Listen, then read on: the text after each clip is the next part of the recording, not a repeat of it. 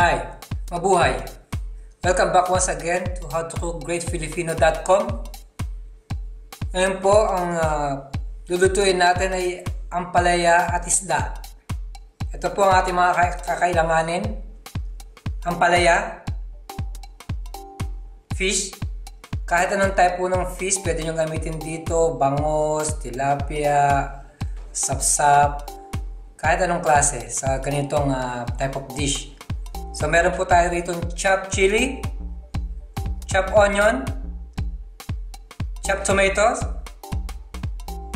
garlic, laurel or bay leaves, luya, paminta, asin, patis or fish sauce, spring onion, at gagamit din po tayo ng cooking oil at tubig.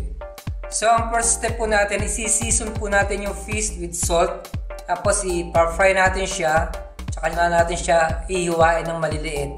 Tsaka natin siya gagawin lutuin, isasama sa ampalaya. Let's start cooking. Okay po, umpisa na natin ang pagluluto ng ginisang ampalaya at isda. So ang first step po, may tapan, may mantika. I-fry lang po natin ang isda. Season with salt.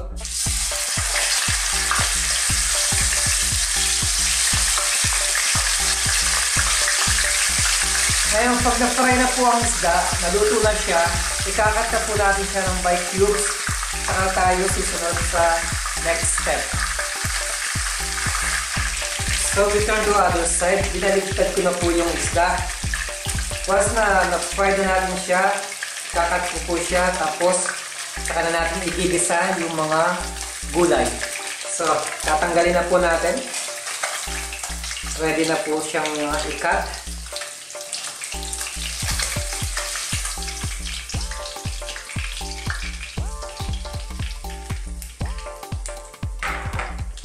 Tanggalin ko muna yung pan. Okay po, nakata po natin yung isda. Ang gamit ko po yung isda dito ay fish fillet or dory fish.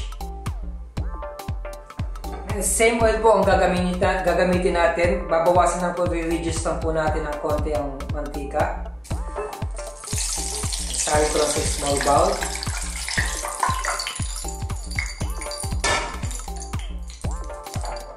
Po. Ngayon, next step, lalagay na po natin ang luya at ang bawang. Bay leaves also. Or laurel.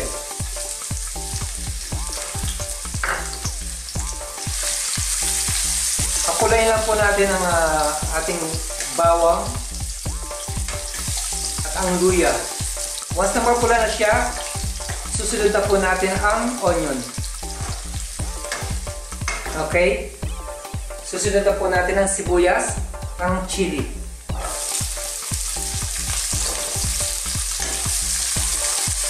Again, haluin natin a few minutes. Once na naluto na ang sibuyas, i-add na po natin ang tomato. Okay na po. Now, susunod na natin ang kamatis. Ito. Haluin lang po natin ng ilang minuto.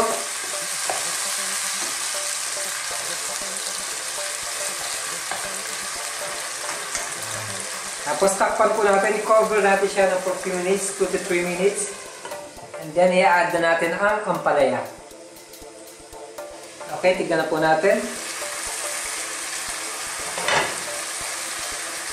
Again, stir. Haluin po natin. Now, sasama na natin ang ampalaya. So, ang technique po sa pagtanggal ng pait, ng bitterness ng ampalaya is i-soak po natin siya sa hot water na may asin. Ang solution na yan, para matanggal yung pait niya. Tapos, lamasin po natin, tigain natin siya. I-drain na natin, tanggalin na po natin yung water. Natapon ko na po yung tubig. Now, sasama na natin siya. Very simple na pagluluto, pero napakasarap po. Ayan, haluin ulit natin.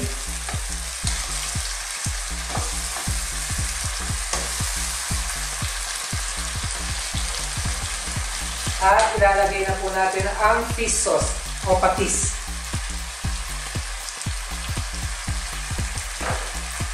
Lagay na rin po natin ang paminta at ang salt.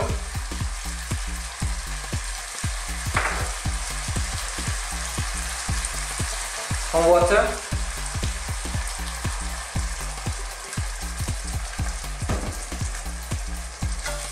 Again, mix lang po natin.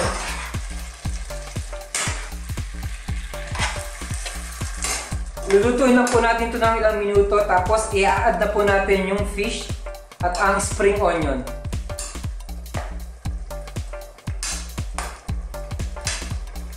Coveran na po natin. Okay po, punta na tayo sa last stage ng ating ampalaya at isda.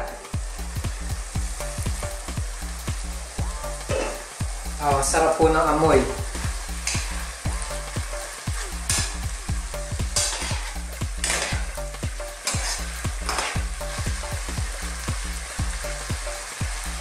Patong na po natin yung isda. Gaya po na sinabi ko kanina, any type of fish pwede nyo pong gawin dito. Lagyan na po natin yung spring onion.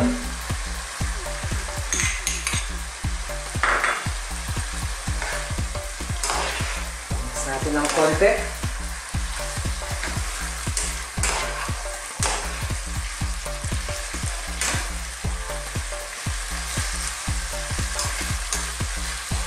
So, i-cover lang po natin siya ng few minutes, 2 to 3 minutes po. Cover natin siya. And then, turn off the heat. And this is ready to serve. See you at the table. Okay, ito na po ang ating ginisang ampalaya at isda. Napakasarap na ulam po ito, lalo na sa plain rice. Salamat po sa panonood. Thank you for watching how to cook gracefilipino.com. Mabuhay!